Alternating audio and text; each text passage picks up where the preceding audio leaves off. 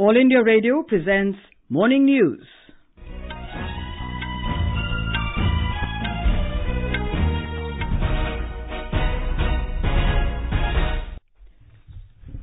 Good morning, I am Gurmala Kapoor. The headlines. Prime Minister Narendra Modi to attend swearing-in ceremony of new Maldivian President-elect Ibrahim Mohamed Soaleh in Malé today. Says India strongly desires to see a stable and democratic Maldives. In Jammu and Kashmir, first phase of Panchayat elections begin amidst tight security. In Tamil Nadu, relief operations on war footing in Cyclone Gaja affected areas. Death toll mounts to 13. Centre assures all help. Wildfires in California still raging claim at least 63 lives with hundreds still missing. India's Ravi Kumar enters 57-kilogram final of Senior Under-23 World Wrestling Championship in Bucharest. And Sarita Devi and Manisha Mauna advance to the pre-quarterfinals of the Women's World Boxing Championships in New Delhi.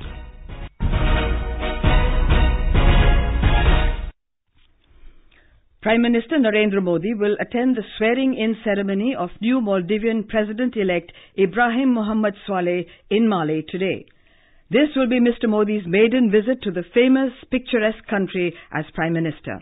In a series of tweets on the eve of his visit, Mr. Modi said he will convey to the new Maldivian government of Mr. Soaleh India's desire to work closely with the Maldives for realization of their developmental priorities, especially in areas of infrastructure, healthcare, connectivity and human resource development. He said India strongly desires to see a stable, democratic, prosperous and peaceful Maldives. Our correspondent has filed this report.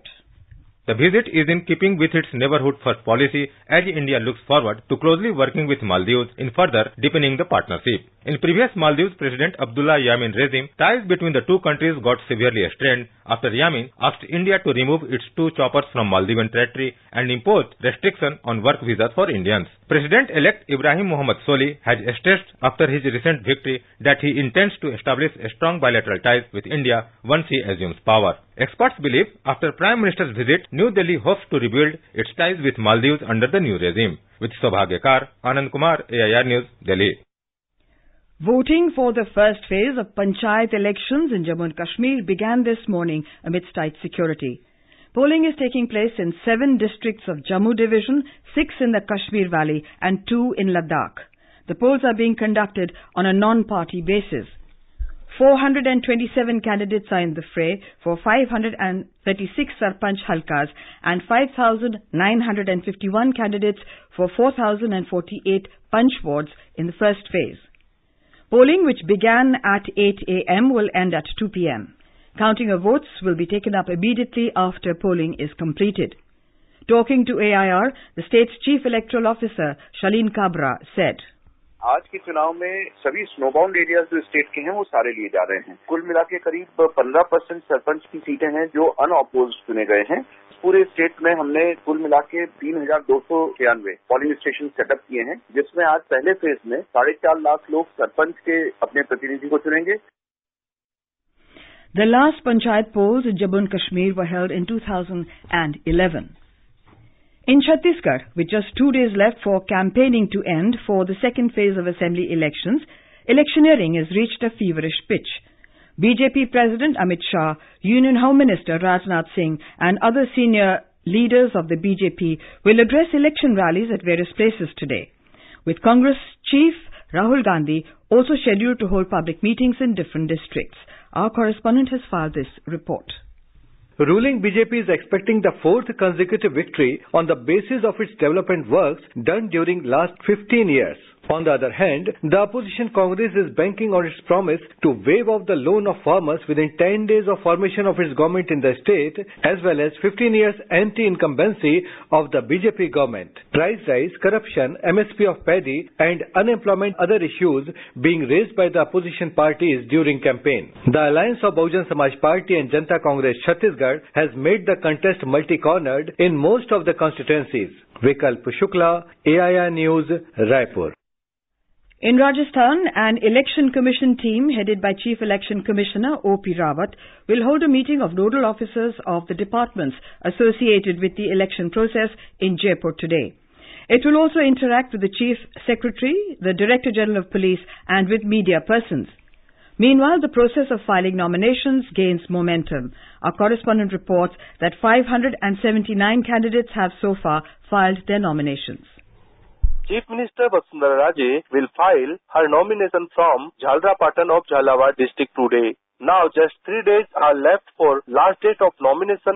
BJP has yet not decided its candidates for 38 seats, while Congress is to decide candidates for 48 seats. It is expected that nomination papers will be filed in large numbers on today and Monday. Jitendra Trivedi, AIR News, Jaipur. Rajasthan has 200 constituencies. Polling will be held on the 7th of next month. In Telangana, 304 nominations were filed yesterday for the assembly elections. The BJP has released its fourth list of 7 candidates for the polls. Party Central Election Committee Secretary J.P. Nadda released the list last night. The 119-member Telangana Assembly will go to the polls on the 7th of next month. In Mizoram, where polling will be held on the 28th of this month, newly appointed Chief Electoral Officer Ashish Kundra said that necessary arrangements are underway for Bru-displaced voters to cast their franchise in the state. Details from our correspondent. Talking to media, CEO Ashish Kundra said that polling stations will be set up at Kanhun village so that Bru voters of Tripura relief camps could cast votes in Mizoram. Kanhun is a bordering village between Mizoram and Tripura. On the other side, major parties stepped up campaigning. Congress leader and AICC General Secretary Luisino Ferreiro joined his party campaign yesterday. In a press meet, Ferreiro alleged that BJP and MNF are having secret tie and is likely to head for post-poll alliance. He said that MNF joined North-East Development Alliance, NEDA, which is headed by Amit Shah. Irene, AIR News, Aizawl. In Madhya Pradesh, the Election Commission will provide a Ghar Se Ghar Tak or home-to-home facility for Divyang voters to cast their votes. Our correspondent reports that polling in the state will be held on the 28th of this month in a single phase. Around 2 lakh Divyang voters have been registered on the Sugamya portal till now. There are approximately 3,50,000 Divyang voters registered in the voter list of the state. The Divyang voter registered on the Sugamya app can ask for necessary assistance like vehicle, polling assistant, essential material on the day of polling. Registration on this portal will facilitate them to cast vote at polling centers without standing in queue. Such volunteers who wish to help Divyang person in casting their votes can also get themselves registered on the portal. Sanjeev Sharma, AIR News, Bhopal. This is All India Radio giving you the news. For quick news updates round the clock, do follow us on our Twitter handle at AIR News Alerts. You can also log on to our website newsonair.nic.in. In Tamil Nadu, relief measures are being carried out on a war footing in the area hit by Cyclone Gaja. So far, 13 people have lost their lives. More than 11,000 staff are involved in resuming power connections in affected areas. Mobile medical teams have also been mobilized. The Indian Navy has offered support to the state authorities for relief work. 2 ships, INS Chetlat and INS Cheriam, have been diverted to Karaikal near Puducherry to render assistance. Prime Minister Narendra Modi has spoken to Chief Minister E.K. Palaniswamy over the phone on the situation arising out of the cyclone. Mr. Modi assured Mr. Palaniswamy of all possible help from the centre. The Chief Minister has announced ex gratia of 10 lakh rupees each for the families of those killed, 1 lakh rupees for the previously injured and 25,000 for those with minor injuries. Meanwhile, Cyclone Gaja has weakened into a depression and has moved into the southeast Arabian Sea by travelling through central Kerala. The Met Department has predicted rain at most places in Kerala and Lakshadweep for the next 24 hours. In Uttar Pradesh, farmers are now using new irrigation techniques under the Pradhan Mantri Krishi Sinchai Yojana. The scheme aims to enhance water use efficiency in the agriculture sector by promoting appropriate technologies. Here is a ground report from our Lucknow correspondent. Drip and sprinkler irrigation systems are being promoted under per drop more crop component of Pradhan Mantri Krishi Sinchai Yojana. In Mathura district of Uttar Pradesh, many farmers of Farah, Baldev, Govardhan, Sonk, Raya, Noha Jheel and Thura areas are getting benefits of the scheme and they have started using drip technology. One beneficiary of Thura area, Vikram, told AIR that by using drip and sprinkler irrigation technology, he is not just saving water but also saving money and now able to get more yield. हमको ये फायदे हैं कि सरसों नहीं करेंगे, अभी हम फूल वगैरह की खेती और आपकी सब्जी वगैरह की खेती करनी है हमको। पैदावार जहाँ तक है सही है, पानी की बचत होगी, ना तो हमको बिजली का बिल, ना कोई सुविधा, मतलब पहले एक मजदूर लगता था हमारे उसमें, अब हमें मजदूर की कोई जरूरत नहीं है, फायदा हो रहा है इससे हमको। Under the scheme, farmers are getting subsidy on 80 to 90% cost of the drip and sprinkler system. The scheme is playing an important role in doubling the farmers' income by reducing their input cost. Sushil Chandra Tiwari, AIR News, Lucknow. In the U.S., the deadliest wildfire in California's history has claimed at least 63 lives, with more than 600 people missing, as firefighters gain ground in containing and suppressing the flames. Nearly 12,000 structures, including at least 9,700 homes, have been destroyed in and around the northern town of Paradise as the deadly blaze known as Camp Fire raced through the town. On to sports. India's freestyle grappler Ravi Kumar has stormed into the 57-kilogram final of the Senior Under-23 World Wrestling Championship in Bucharest. In the semi-finals, Ravi defeated Uzbekistan's Jahangir Mirza Torobov 10-8 to book a place in the final. Ravi will face Japan's Toshihiro in the final today. In the Women's World Boxing Championships in New Delhi, veteran pugilist L. Sarita Devi and rookie Manisha Mona have advanced to the pre-quarterfinals of their respective weight categories.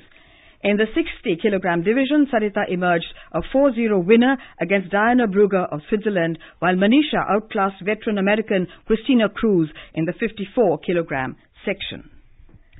And now for an overview of today's newspapers, it's over to Sanjay Mattu. Thank you, Gunmala. Shabarimala Ayyappa Temple opening its doors for the pilgrimage season for the third time is the lead story in several newspapers today. The Statesman headline reads, Shabarimala opens for third time amid vigil. The Indian Express reports, Shabarimala gates open, women activists stopped at Kochi airport. Shabarimala board to seek time to implement SC order, writes The Hindu. The widespread damage caused by cyclonic storm Gaja, which hit the Tamil Nadu coast on Thursday, has also been prominently covered by the press. Cyclonic Gaja, with a wind speed of 120 kilometers per hour, brings disaster to Tamil Nadu, 28 persons killed and 81,000 affected, writes the Hindustan Times. On developments in the CBI, the Times of India in a front-page report says, Verma return unlikely as CVC flags serious irregularities. The Daily adds, some charges need to be probed, says SC. The same newspaper, in another front-page report, highlights Naidu, Mamata make their states no-go zones for CBI, intensify fight with centre. The Hindu reports that yesterday a prosecution witness in the 1984 anti-Sikh riots that hit Delhi after the assassination of former Prime Minister Indira Gandhi in 1984 identified Congress leader Sajjan Kumar as she deposed before the district and sessions judge. The Tribune writes that Cham Kaur, who lost her son and father in the riots, called Sajjan Kumar the chief instigator of the anti-Sikh riots. And finally, the Times of India writes, in a jumbo push, India gets its first hospital for elephants in Uttar Pradesh. Rescued elephants can now be treated at a full-fledged, state-of-the-art veterinary hospital built exclusively for elephants in Mathura. And with that, it's back to you, Gunmala. Thank you, Sanjay. And now, before we end the bulletin, the headlines once again. Prime Minister Narendra Modi to attend swearing-in ceremony of new Maldivian President-elect Ibrahim Mohammed Saleh in Male today, says India strongly desires to see a stable and democratic Maldives. In Jammu and Kashmir, first phase of Panchayat elections begin amidst tight security. In Tamil Nadu, relief operations on war footing in cyclone Gaja affected areas. Death toll mounts to 13. Centre assures all help. Wildfires in California still raging claim at least 63 lives, with hundreds still missing. India's Ravi Kumar enters the 57-kilogram final of the Senior Under-23 World Wrestling Championship in Bucharest. And with that we end the morning news. Have a nice day.